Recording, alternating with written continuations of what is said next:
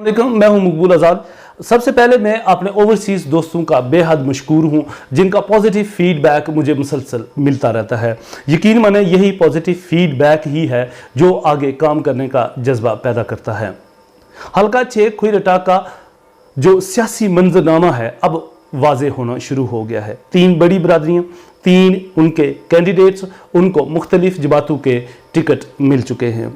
निसार अंसर अब्दाली को पीटीआई का टिकट तमाम अंदाजों और जायज़ों के बरक्स मिला है।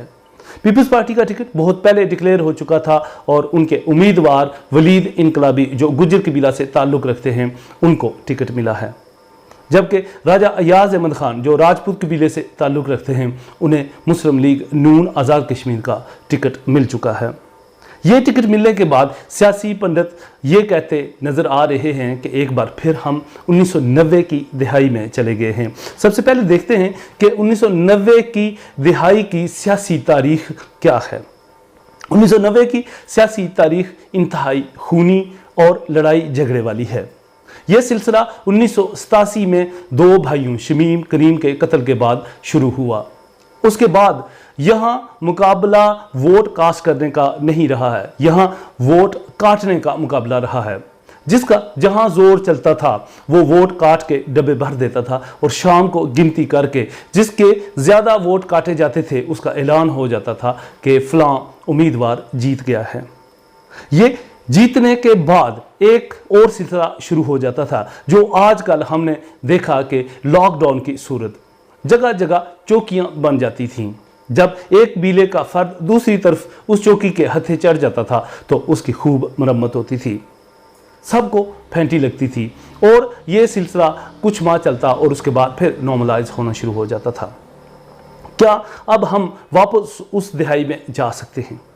जवाब नहीं में है, क्योंकि वो दिहाई ऐसी थी जब शऊर की कमी थी, तालीम की कमी थी और लोगों के पास और कुछ करने को नहीं होता था और वो लीडरों के भड़कावे में आ जाते थे और सिलसिला मार कुटाई और लड़ाई तक चल पड़ता था।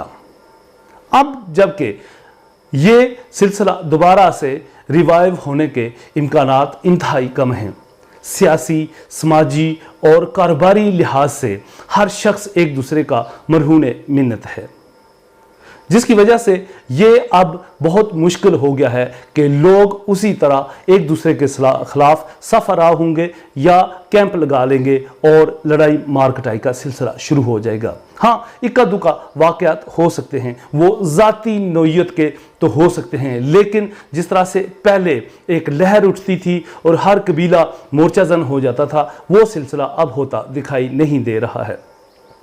निसार अंसर अब्दाली को टिकट मिलने के बाद ये कहा जाने लगा कि बरादरीज़म उरूज पे होगा और जाट कबीला जो है ये झगड़ालू है और ये किसी दूसरे को बर्दाश्त नहीं कर सकते। ये प्रोपेगेंडा सरेआम होने लगा।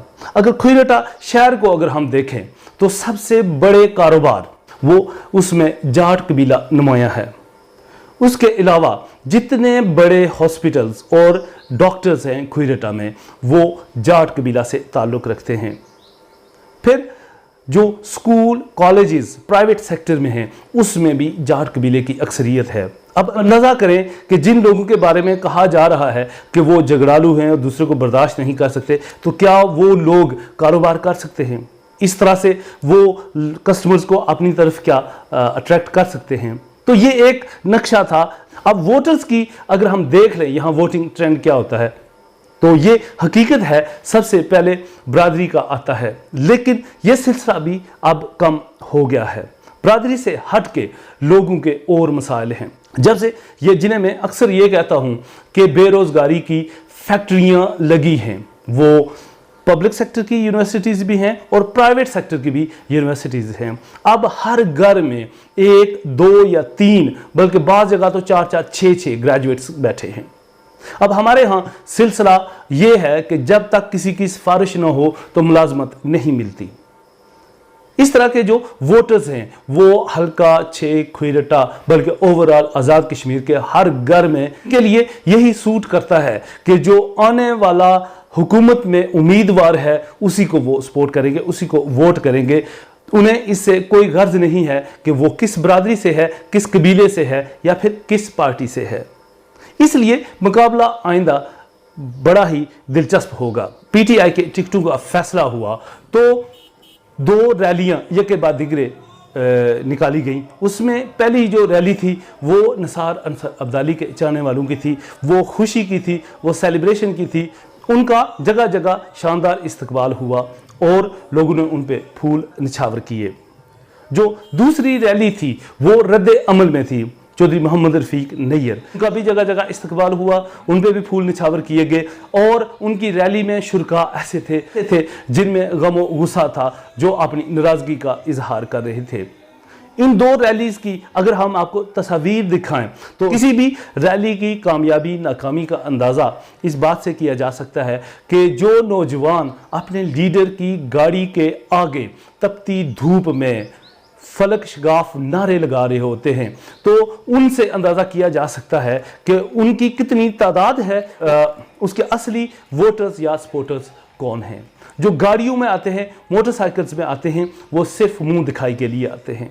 वो गाड़ियों में आने वाले अक्सर रेंटल होते हैं या फिर जो आते भी हैं तो बस चक्कर लगा के फिर वापस चले जाते हैं। दोनों की रैलीज में निसार अंसर अब्दाली की और चौधरी मोहम्मद रफीक नैयर की एक कंसिडरेबल मेजॉरिटी थी इन नौजवानों की, लेकिन उतनी नहीं थी कि आप कहें कि एक रेवोल्यूशनरी क्राउड था, उससे इनकलाब आ जाएगा या अक्सर सियासत बदल जाएगी। क्योंकि आज़ाद कश्मीर की जो सियासी तारीख है, यहाँ जलसों से लोग मुतासर नहीं होते, यहाँ रैलियों से लोग मुतासर नहीं होते, यहाँ 1 to 1 कॉन्टैक्ट करना पड़ता है, वह यहाँ वोटर तक रसाई हासिल करना पड़ती है, तब जाके कायल होता है। जब से ये सिलसिला भी तब से शुरू हुआ है जब वोट की कटाई का सिलसिला ख़त्म हुआ है। अभी ये लंबा सिलसिला चलने वाला है। अब ये देखते हैं कि आइंदा आने वाले दिनों में इस गर्मी में ये जज्बात की गर्मी बाकी रहती है या फिर आहिस्ता आहिस्ता कम हो जाती है।